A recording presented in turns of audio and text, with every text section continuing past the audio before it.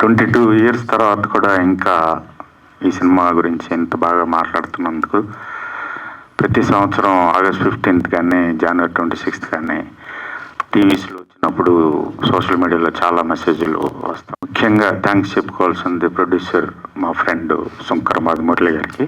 ఇలాంటి ఒక సినిమా చేయనిచ్చినందుకు, చేస్తున్నప్పుడు సపోర్ట్ ఇచ్చినందుకు, రిలీజ్ తర్వాత కూడా చాలా టఫ్ కండిషన్స్లో కూడా ఉండి ఫేస్ చేసినందుకు, దాని తర్వాత శ్రీకాంత్ కానీ, ప్రకాష్ రాజ్ కానీ, రవితేజ కానీ, శివాజీ రాజా కానీ, సంగీత కానీ, కిమ్ శర్మ కానీ, సోనాలి బెంద్రే కానీ, పూజా భారతి కానీ, ఎంఎస్ నారాయణ కానీ చేసిన యాక్టర్స్ అందరూ, తర్వాత ముఖ్యంగా దేవిశ్రీ ఫెంటాస్టిక్ సాంగ్స్ ఇచ్చాడు, ఆయనకి థ్యాంక్స్.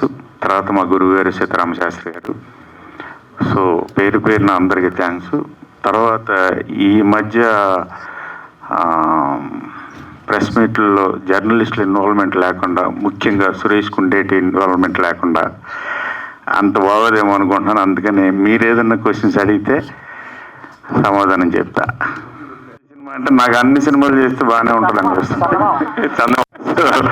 అది జనాలకు వదిలేద్దాం. సరే, ముందుకు వచ్చిన ఈ సినిమా లైక్ రీ రిలీజ్ల వల్ల ఇప్పుడు సినిమాలకి కాంపిటీషన్ ఉంటుందని నేను అనుకోవట్లేదు.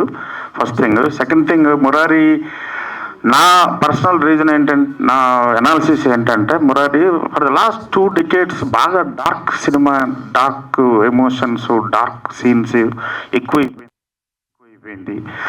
వాటి మధ్యలో సడన్గా కలర్ఫుల్ ఫ్యామిలీ అండ్ మ్యూజికల్ రావటం, అది మహేష్ బాబు మేజర్ ఫ్యాక్టర్ దానికి, and Mahesh Babu fans major factor. Plus మురారికి సపరేట్గా ఒక సెక్ట్ ఆఫ్ ఫ్యాన్స్ ఉన్నారు. వాళ్ళందరి వల్ల అంత పెద్ద రెస్పాన్స్ వచ్చిందని అనుకుంటున్నాను. బట్ బేసిక్ రీజను బాగా డార్క్ ఎక్కువైపోతుంది సినిమాలో. ఇది సినిమా అప్పుడు సెన్సేషన్ సృష్టి చేసినా కానీ కొంచెం కాంట్రవర్సీగా మీరు చేసిన అంతకుముందు సినిమాలకి ఈ సినిమా చాలా డిఫరెంట్. లైక్ అప్పుడు ప్రకాష్ రాజ్ గారి క్యారెక్టర్ గురించి కానీ అప్పుడు కూడా బాగా చర్చనీయంగా మాట్లాడుకున్నారు. సో మీకు అప్పుడు వచ్చిన ఎదుర్కొన్న సమస్యల గురించి కానీ, తర్వాత వచ్చిన అప్లాజ్ గురించి కానీ ఏం చెప్తారండి?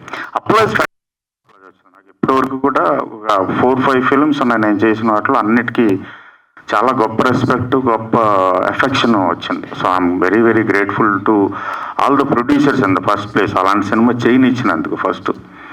సెకండ్, ఆఫ్ కోర్స్ మన audience, most beloved audience, I'm happy. తర్వాత వచ్చిన ప్రాబ్లమ్స్ అంటే అవి అప్పటితో అయిపోయినాయి కదా, ఇప్పుడు ఎందుకు వెళ్ళుకోవడం.